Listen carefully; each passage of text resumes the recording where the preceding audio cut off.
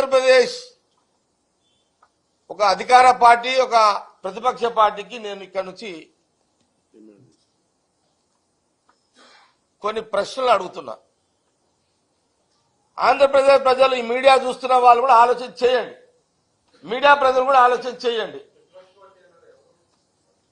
అక్కడున్న ఆంధ్రప్రదేశ్లో ఉన్న ప్రజెంట్ తెలుగుదేశం చంద్రబాబు నాయుడు గారు ముఖ్యమంత్రిగా, ప్రతిపక్ష నాయకుడుగా జగన్ గారు. అంటే ప్రతిపక్షం రాకపోయినా పక్షమైనా రాజకీయంగా ప్రతిపక్ష నాయకుడే కదా.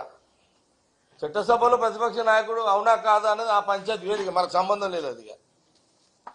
కానీ పార్టీ పరంగా ప్రతిపక్ష నాయకుడు లేదు, మాజీ ముఖ్యమంత్రి. ఓకే, ప్రతిపక్ష నాయకుడు కాదప్పా, మాజీ ముఖ్యమంత్రి.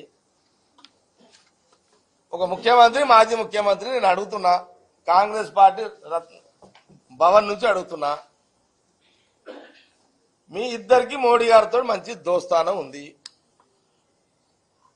జగన్ గారు ముఖ్యమంత్రి ఉన్నా చంద్రబాబు నాయుడు దోస్తే, చంద్రబాబు నాయుడు వైఎస్ఆర్ జగన్ ఉన్నా ఆయన దోస్తే, ఈ చంద్రబాబు నాయుడు కూడా చంద్రబాబు నాయుడు తోటి దోస్తానం మీ ఇద్దరికి ఉంది. విచిత్రం ఏంటంటే చంద్రబాబు నాయుడు గారు ప్రధానమంత్రి మోడీ గారు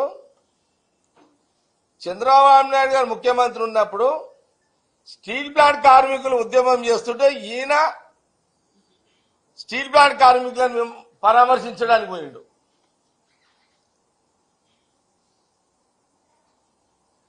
ఆయన గమ్మున కూర్చున్నాడు చంద్రబాబు నాయుడు గారు. అప్పుడు చంద్రబాబు నాయుడు గారు ఓడిపోయిన తర్వాత కార్మికులు కంటిన్యూ అవుతున్నారు. అక్కడ స్టీల్ ప్లాంట్ సభలు అదేంటి దీక్షలు నడుస్తూనే ఉన్నాయి. ఇక్కడ పాత్రలు యాక్టింగ్ డిఫరెంట్ ఉంది. ఇక్కడ ప్రధానమంత్రి అట్లే ఉన్నాడు, ఇక్కడ కింద సీనరీ చేంజ్ అవుతున్నది. చంద్రబాబు నాయుడు గారు ముఖ్యమంత్రి ఉన్నప్పుడు కార్మికులు, విశాఖ కార్మికులు ఉద్యమాలు చేస్తుంటే రోడ్ల పొంటి వాళ్ళ పాపం వాళ్ళ ఆవేదన దీక్షల ద్వారా చేస్తుంటే అప్పుడు జగన్ పోయి శిబిరంలో అటెండ్ చేసిండు, వైజాగ్ పోయిండు. చంద్రబాబు నాయుడు గారు టర్మ్ అయిపోయింది ముఖ్యమంత్రిగా, తర్వాత జగన్ ముఖ్యమంత్రి అయ్యిండు.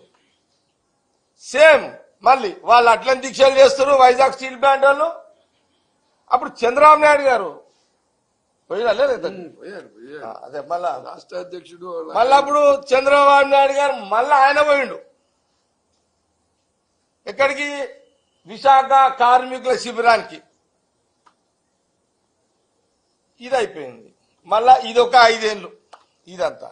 పాపం విశాఖ స్టీల్ కార్మికులు అట్లనే ఉన్నారు, ఇంకా రోడ్డు మీద టెంట్లు వేసుకుని వాళ్ళ లైఫ్ అట్లనే ఉంది, వాళ్ళ టెంట్ అట్లే ఉన్నాయి.